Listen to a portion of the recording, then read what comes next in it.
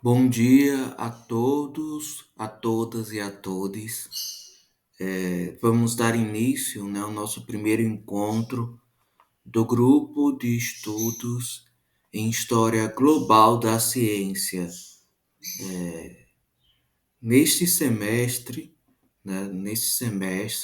durante o mês de maio e junho, nós vamos estudar um pequeno texto da filósofa da ciência Ellen Longino, Epistemologia Feminista, ok? Então, nós vamos estudar durante essas várias sessões de maio e junho, o texto desta filósofa.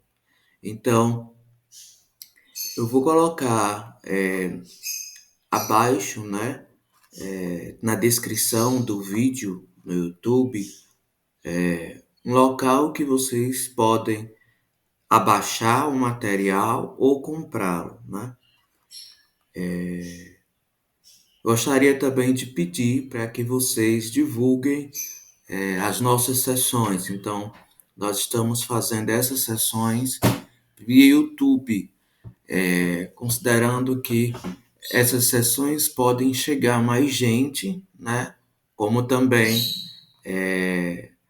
vocês podem rever várias vezes e se aprofundar no debate e no diálogo do pensamento de Ellen Longino. Então, primeiramente, nós vamos dar algumas características, vamos pontuar sobre alguns elementos sobre a filósofa que nós vamos estudar. Ellen Longino é uma filósofa da ciência e também feminista.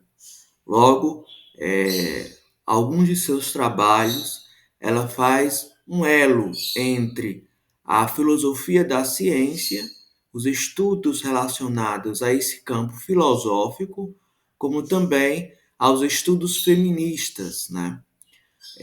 Buscando, então, olhar para a filosofia da ciência por meio de uma outra visada, né? Visada. E essa visada vai se dar justamente por meio da incorporação da teoria de gênero, que ela vai então utilizar para desconstruir algumas posições consolidadas da filosofia da ciência. Uma das questões que ela coloca é justamente a importância dos valores e das interações sociais na pesquisa científica. Na verdade, isso daí é uma constatação dela, né?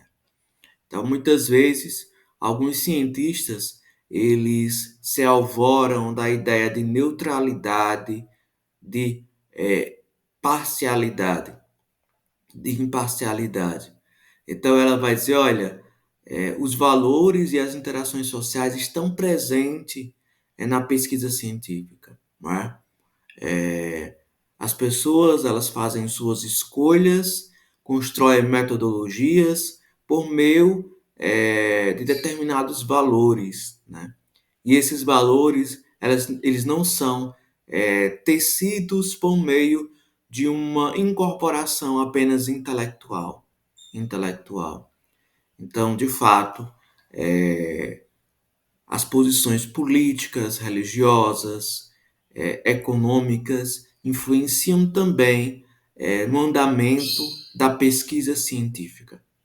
A Longino, ela é professora da Universidade de Minnesota e da Universidade de Stanford, ok? Tem várias obras publicadas dela, dentre eles artigos e livros.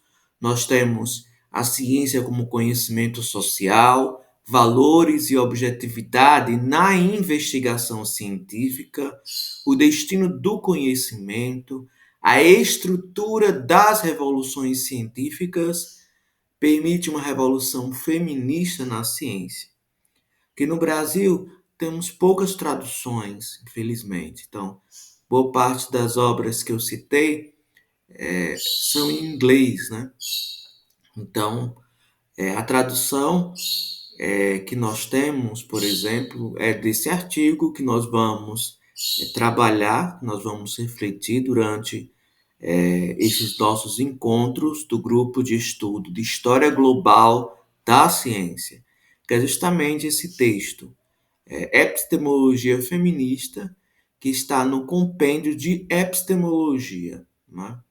Então, quem tiver o domínio da língua inglesa ou conseguir fazer uma leitura dos escritos em inglês, pode também acessar os vários artigos que ela publicou nas revistas norte-americanas, né, britânicas, e pode se aprofundar um pouco mais no pensamento de Longino.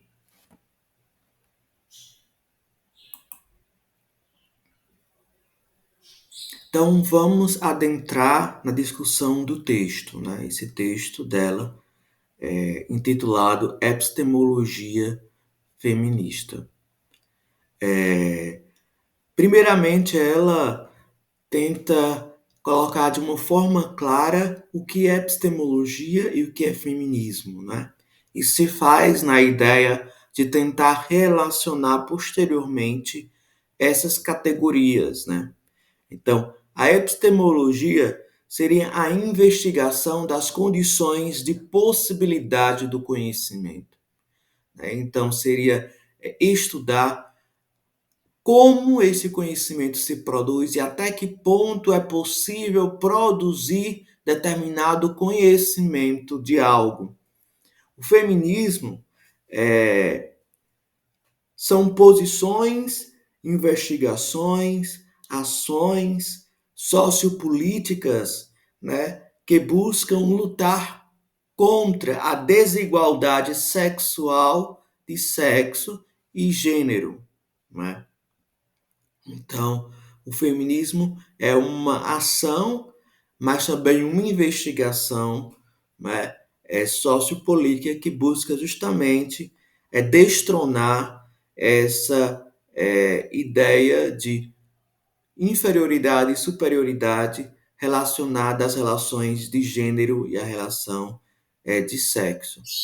Veja que o feminismo, portanto, aqui é visto desses dois ângulos. Por quê? Porque o feminismo, além de uma ação de militância, o feminismo também é um campo de pesquisa, né? É um campo de pesquisa.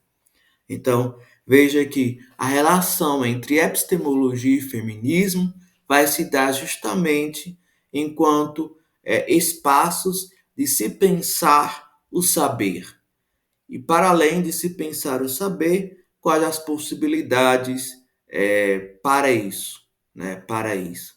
O feminismo vai questionar a epistemologia quando ele vai justamente pensar quem produz esse saber, quais os parâmetros, modelos, metodologias, as escolhas de fontes, de teóricos que os epistemólogos, filósofos, eles utilizam para a construção do saber científico, né? Então, veja, pensar uma epistemologia feminista, de certa forma, é um paradoxo, não é? Em primeiro momento, porque se pensa, se sabe que em muitas disciplinas se há ainda um preconceito de gênero, né? Se há ainda um preconceito de gênero. Muitas mulheres e as suas experiências enquanto cientistas são colocadas e foram colocadas no passado em uma posição de invisibilidade, né?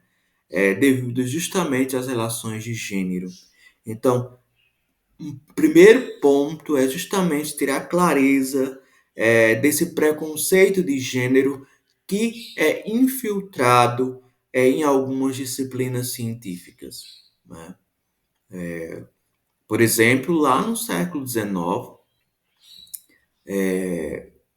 na construção da história enquanto ciência, os historiadores eram masculinos, era no masculino, o historiador, né? Então, a profissão de historiador era uma profissão masculina, era uma profissão feminina. E aí, ao longo do século XX, isso vai se questionando. Então, você poderia até mesmo conseguir lá no início do século XX e no século XIX fazer um curso de história, mas ter o reconhecimento enquanto historiador, as mulheres não tinham. Por quê? Justamente por causa desse preconceito de gênero incorporado na disciplina que desvalorizava os trabalhos de pesquisa que as mulheres realizavam, não é? Colocando eles como de baixa qualidade. Veja que essas posições, elas são posições ligadas, né, a um sexismo e androcentrismo, não é? Aonde a epistemologia feminista vai questionar tais costumes dentro da produção do conhecimento, ligado principalmente às disciplinas tradicionais. Então, para modificar essa realidade, não é possível apenas construindo epistemologia na perspectiva feminista. É preciso também fazer com que os epistemólogos eles analisem a sua posição e considerem os equívocos realizados no seu trabalho de pesquisa, né? Porque quando isso de fato acontece, nós temos uma modificação na forma como essas disciplinas tradicionais elas são pensadas e elas promovem o trabalho científico. Então, veja, para ela, os estudos filosóficos, numa perspectiva feminista, ela deve ser atrelada à questão da militância, né, política. Então, isso possibilita que esses conceitos tradicionais criados nas ciências para a produção do conhecimento científico seja também questionado, ok? É importante questionar os conceitos tradicionais, né? Porque esses conceitos tradicionais, eles têm um lugar, e é justamente esse lugar que faz com que o preconceito de gênero ele continue, ele se perpetue. Então, a Longino, ela nos aponta essa reflexão para que a gente pense o sujeito do conhecimento, né? O sujeito do conhecimento a partir dos estudos feministas e a partir da colaboração das feministas na construção de uma teoria ou de epistemologias, né? De epistemologias. Então, repensar o conhecimento, o sujeito do conhecimento, é repensar, portanto, uma nova forma de justificação para a produção do conhecimento, né? Veja que toda vez que a gente vai fazer um projeto de pesquisa, a gente tem que justificar determinadas posições e ações. Então, isso é de fundamental importância. A gente rever as bases teóricas que a gente está utilizando para também mudar essa justificação que deixa de ser exclusivamente masculina e por meio do olhar masculino. Por quê? Porque para ela a bagagem teórica, de fato, ela influencia na forma que nós vemos o mundo, olhamos os nossos objetos de pesquisa. Então, vamos falar um pouco sobre a primeira parte deste texto, que ela intitulou Bagagem Teórica, né? Então, ela primeiramente pontua que a filosofia feminista ela vai olhar para a questão epistemológica justamente quando ela vê que a ética, a filosofia social e a política elas decorrem desses preconceitos de gênero. Elas nascem desses preconceitos de gênero, não é? Como também das falhas no campo científico, no cotidiano, na trajetória, né? Que aí, quando se diz a ética e faz uma reflexão sobre ética, na prática, no grupo dos pesquisadores, os colegas se colocam em uma posição antiética ao não considerar os trabalhos das mulheres enquanto um trabalho de ponta, um trabalho de grande importância para as ciências, né? Então ela vai dizer, portanto, que é essa situação que vai fazer com que as feministas elas também busquem construir uma epistemologia própria, uma teoria que busque dar a elas uma condição para uma reflexão, para um aprofundamento que as teorias anteriores não eram possíveis, não davam as condições necessárias para essa reflexão. Então, várias críticas foram feitas por elas em alguns campos da ciência, né? Da ciência.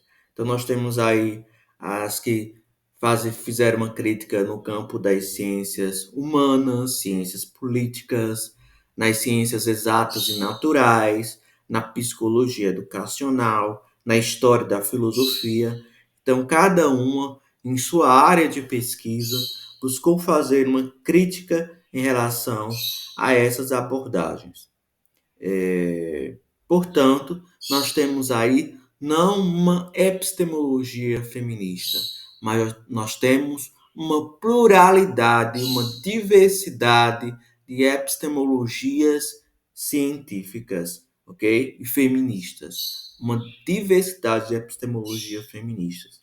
Então, uma das críticas que elas vão fazer é justamente em relação à presença, ordenação e imposição de um olhar masculino na construção do conhecimento científico.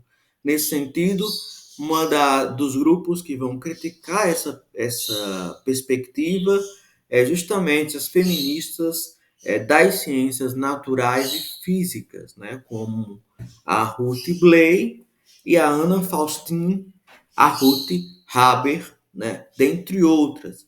Então, elas vão dizer que os preconceitos de gênero na sua área, né, da biologia, né, por exemplo, com os estudos dos primatas, eles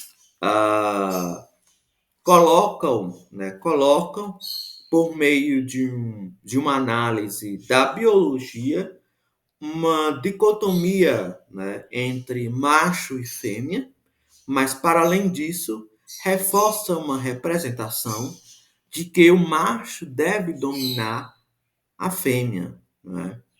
E isso é naturalizado, né? Então, esse preconceito de gênero se utiliza dos elementos biológicos e naturaliza essas relações sociais.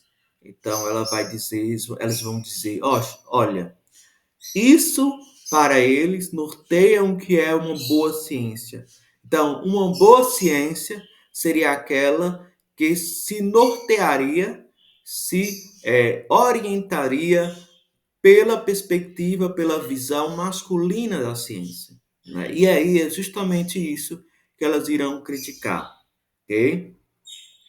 Então, essa crítica das cientistas naturais, né, e exatas é de fundamental importância para a gente compreender como isso ainda é presente, por exemplo, nos manuais de ensino, seja no nível básico, como também em nível mais avançados, onde se perpetua esses estereótipos e preconceitos de gênero por meio de uma justificativa biológica, né?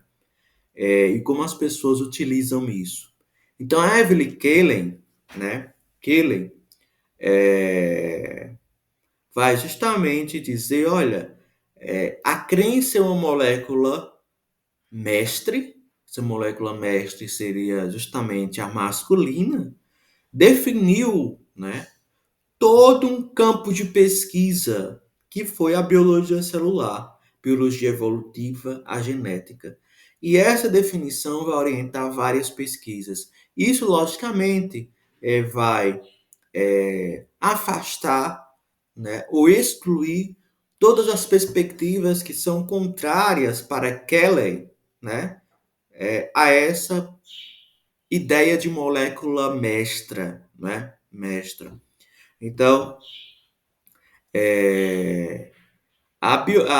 essa perspectiva ideológica masculina que vai ser presente no conhecimento científico, ela vai se utilizar da ideia de uma de um controle, né?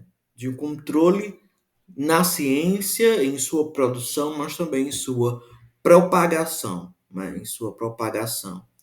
E a pensar esses elementos, né, é justamente destronar as ideias ligadas a uma concepção de objetividade científica que também tentam camuflar essas ideias masculinas que regem o conhecimento científico e sua produção, ok? Sua produção.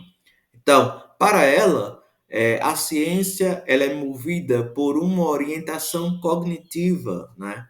Ou seja, por uma orientação ligada à afetividade das pessoas, né? No caso, a afetividade masculina, a forma como os homens eles olham o mundo, eles se relacionam com o mundo.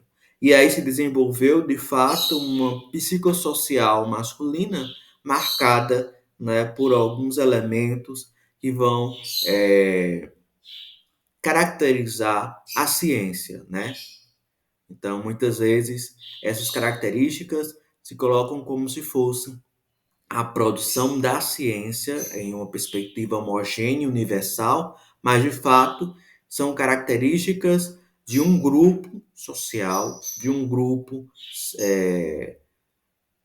que são os homens, que delineiam e norteiam a forma de produzir essa ciência, que é justamente marcar a distância, né, a separação rígida entre o mundo e eu, entre sujeito e objeto, né, buscando aí uma objetividade estática, essa é um olhar, uma perspectiva masculina, ok? Como também a ideia de um controle, né, de um controle daquilo que se produz e daquilo que é produzido, né? Conhecer através desse controle, né? Desse controle. Então nós temos aí uma identificação de uma produção do conhecimento ligado a uma perspectiva dominatória masculina.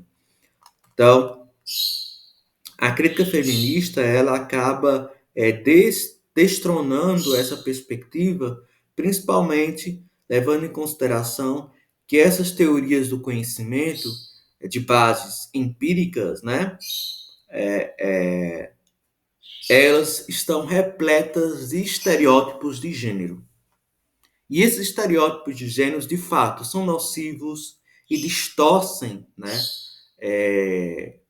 algumas realidades sociais que nós vivenciamos, né? Que nós vivenciamos. Então é preciso reavaliar esses conceitos. Então,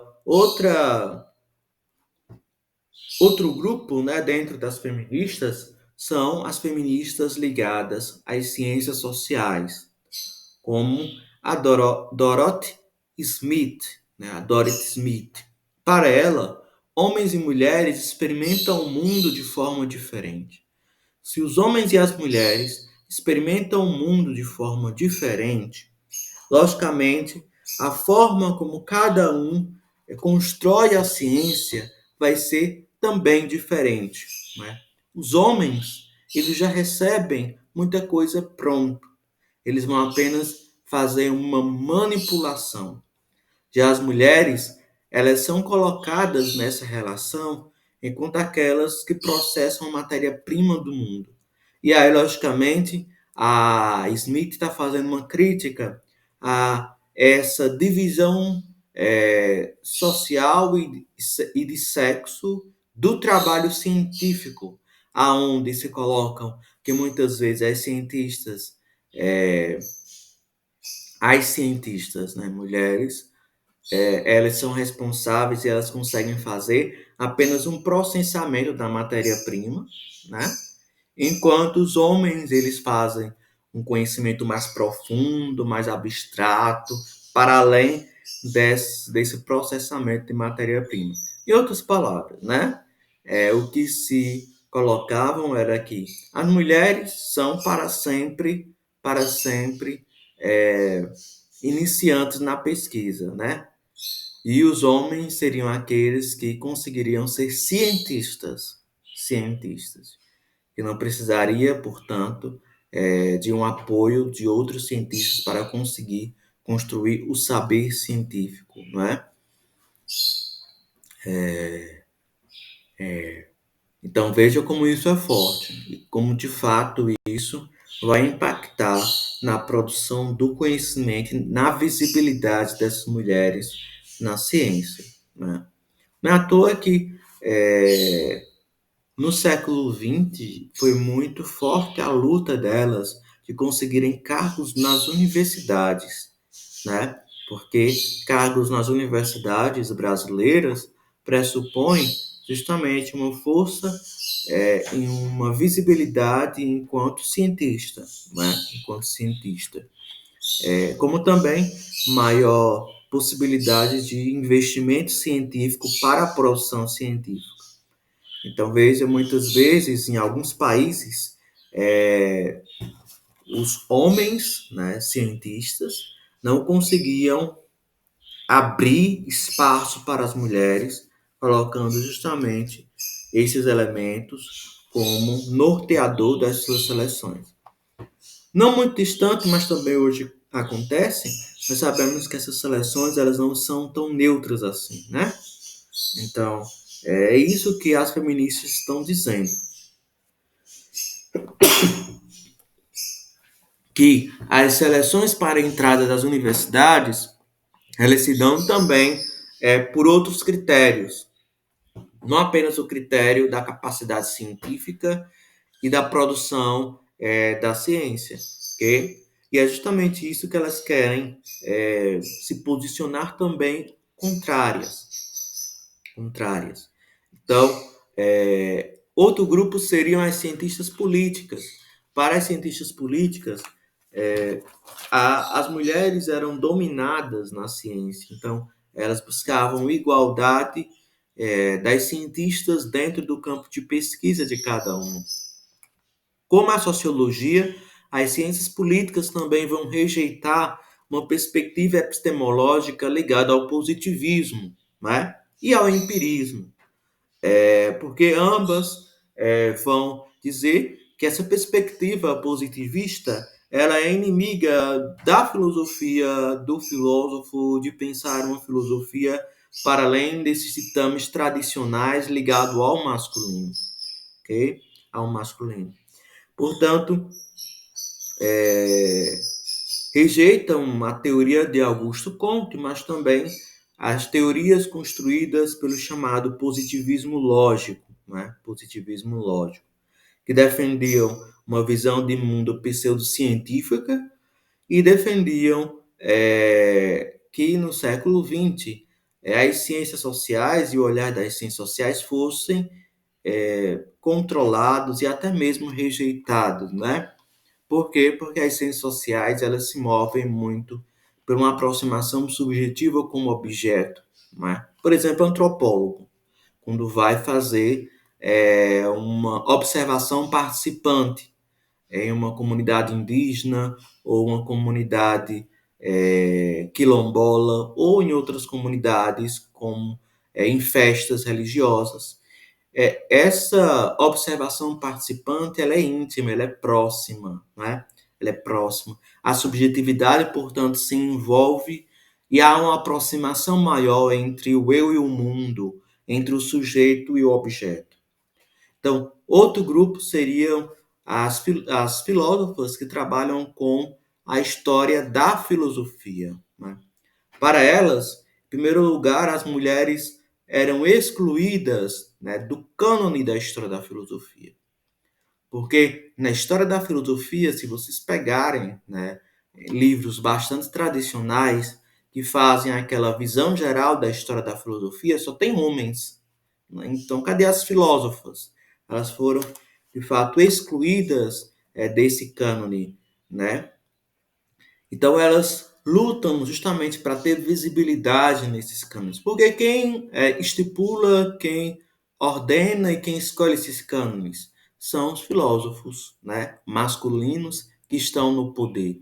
Então, para destronar e modificar esses cânones, é necessário também que elas estejam em um lugar de poder para dar visibilidade à pesquisa científica e filosófica feminista. Não significa dizer que quem participa do cânone, o seu pensamento é melhor do que o pensamento de uma filósofa. Não é. Ou seja, os critérios para a escolha de um filósofo para participar do cânone não necessariamente está ligado à profundidade de sua pesquisa científica, né? Não sejamos ingênuos pensar dessa forma.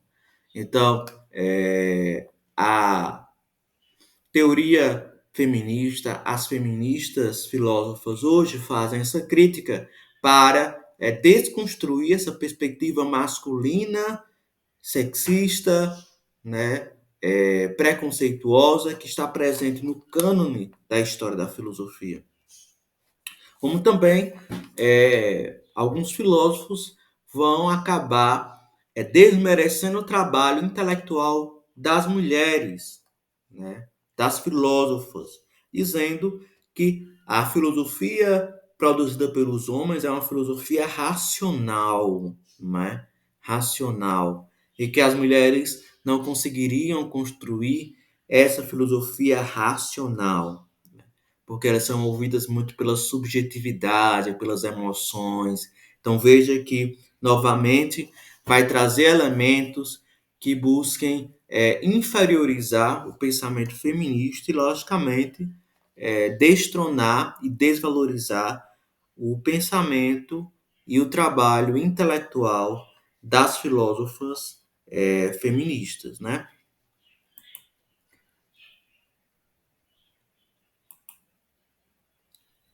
Outro campo, né, é o campo justamente da psicologia educacional. É o campo da psicologia educacional. A psicologia educacional, ela vai justamente fazer com que a gente reflita sobre a aprendizagem, as abordagens de aprendizagem ligado ao problema de gênero, né?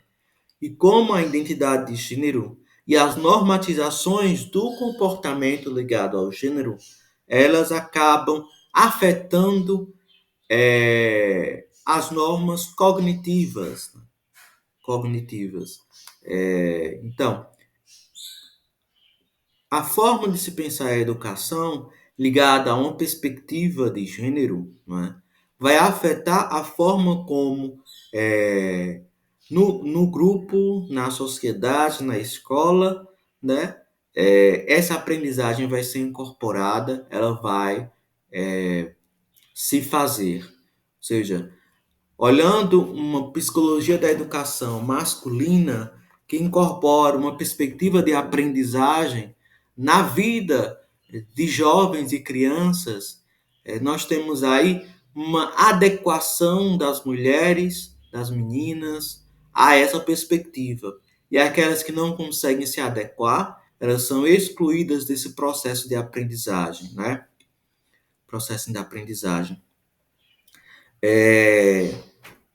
Para ela, portanto, né, para essas filósofas e psicólogas da educação, como a Carol Gilligan, né? Carol Gilligan, ela vai dizer que o desenvolvimento moral ele está associado muito a esses padrões de ensino e aprendizagem, esses modelos de ensino que são propagados justamente por essa perspectiva de psicologia educacional que muitas escolas elas incorporam,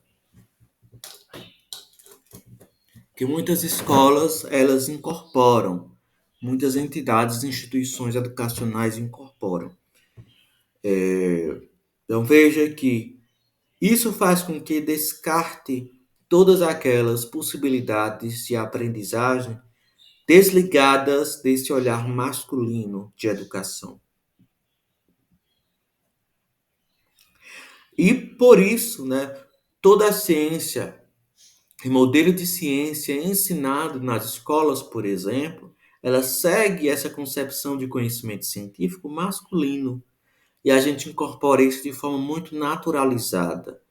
Então, não há uma crítica, olha, tem outra forma de resolver essa questão sem ser essa forma racional masculina. Mas a gente pode ir por outro caminho, né, utilizando outros critérios. Então, muitas vezes o cânone, né, se torna dogmático ao ponto de que tudo aquilo que não segue ele é excluído e ele é marginalizado. Por quê? Porque a perspectiva para Keller da masculinidade científica, ela promove esse desligamento e um certo distanciamento do eu e o mundo.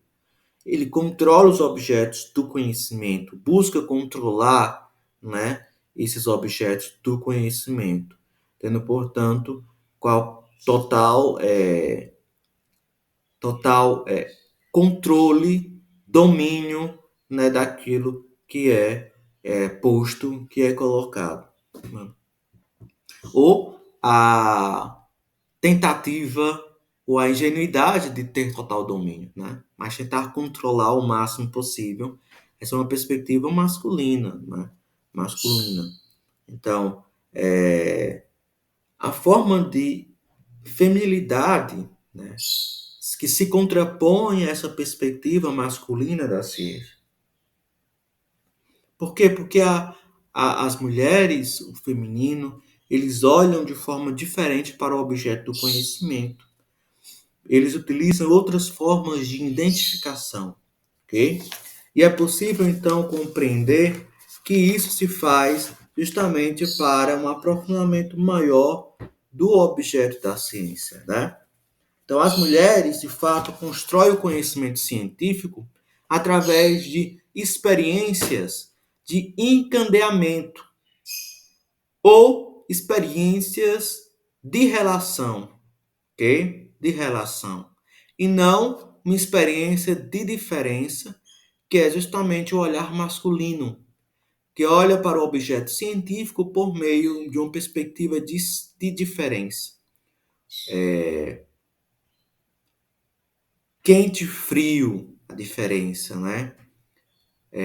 Preto, branco, né? Diferença. Então, olha para a ciência por meio da diferença. As mulheres olham o conhecimento científico, os seus objetos de ciência, olhando as experiências por meio de encandeamentos ou de relações. Então, vejam, isso já faz vocês compreenderem que são formas diferentes de construir o conhecimento científico, né? Formas diferentes de construir esse conhecimento científico. Então, é destronar essa forma masculina que olha o conhecimento científico por meio da experiência da diferença, é uma forma de buscar para as feministas outros olhares para a ciência, olhando, portanto, experiências de candeamento, de relações.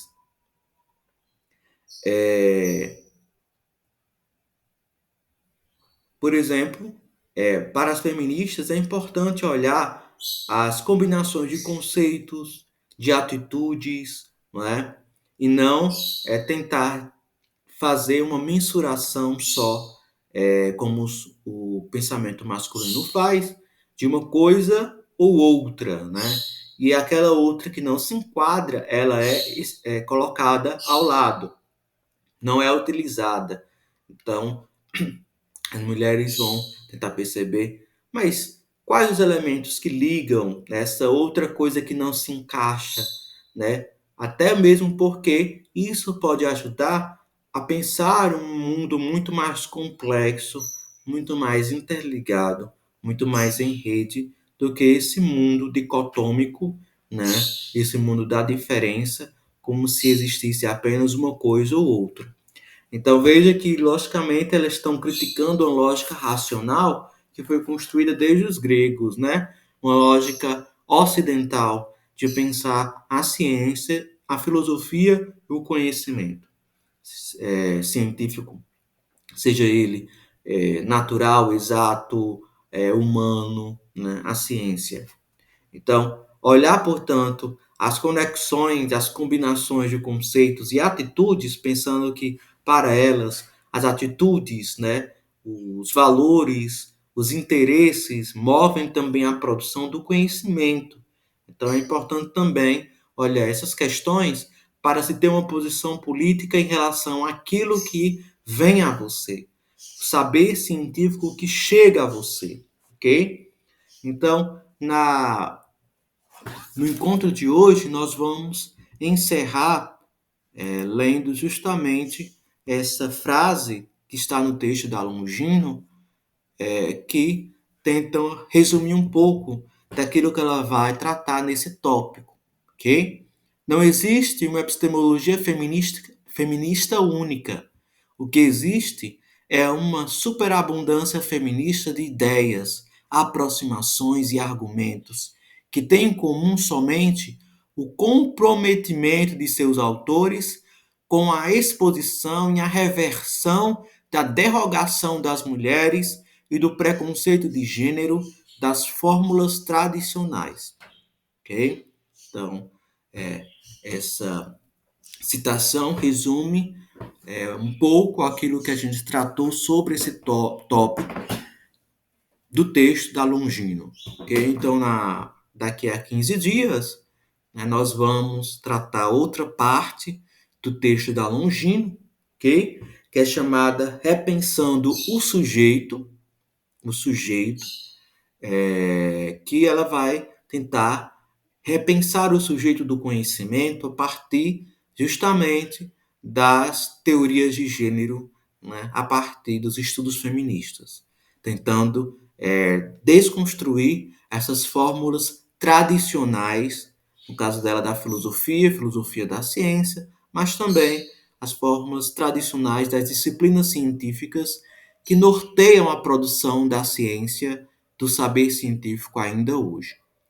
Então, eu agradeço a participação de todos, peço que divulguem, ok?